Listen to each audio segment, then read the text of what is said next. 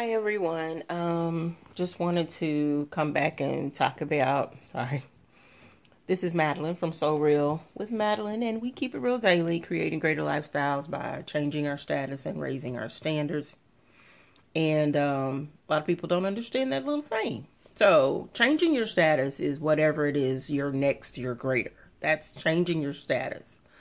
And the way to do that is to raise your standards of how you deal with people, the people who are around you, what you tolerate, what you let into your little brain, and what you let come out of your mouth. You know, the actions speak louder than words. They really do.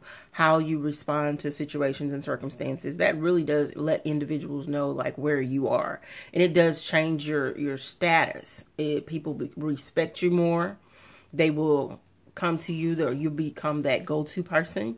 You will be individuals that they feel like they can confide in if you were the type of blabbermouth or something like that.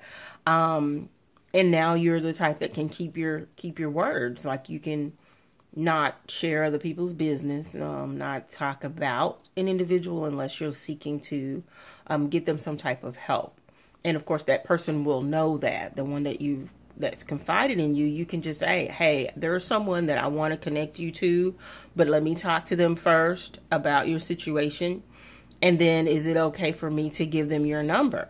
And then they say yes or no. If they say yes, then that's the open door for you to say, okay, I have this individual and they have whatever, whether it's a business opportunity or whether it's a doctor or someone who does hair, maybe if they need some type of counseling of any kind, then that opens the door for you to tell that person and make that connection and say, this is their number.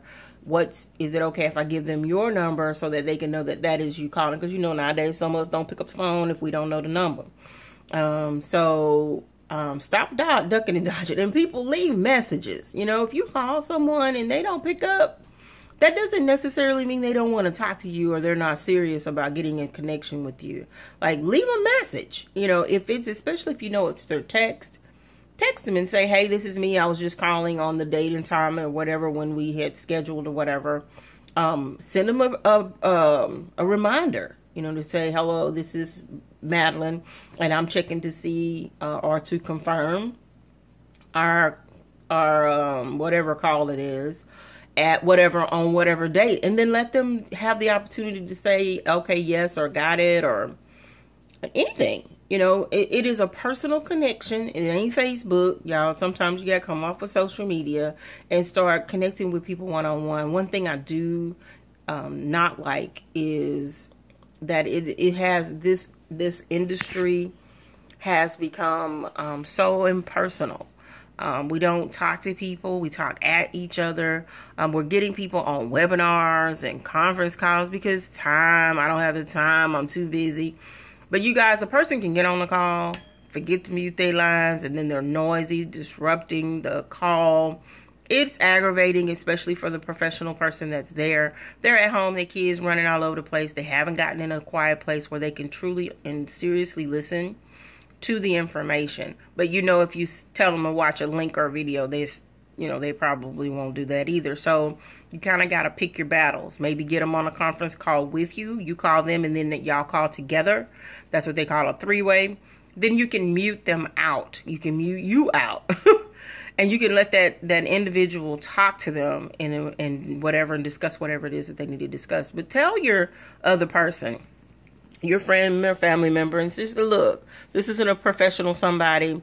They're giving up their time to talk to you about your problem. If it's counseling, you know, especially because, you know, counselors ain't cheap. And you can just tell them, look, make sure you're somewhere where you can talk. Make sure your kids, you know, somebody's watching your kids or whatever. Give them about 10 or 15 minutes of your time so that they can at least see if they can help you. And if they can help you in those few minutes, let them talk to you. Don't tell your life story.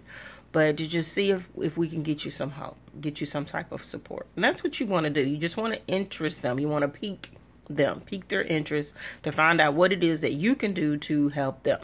Okay.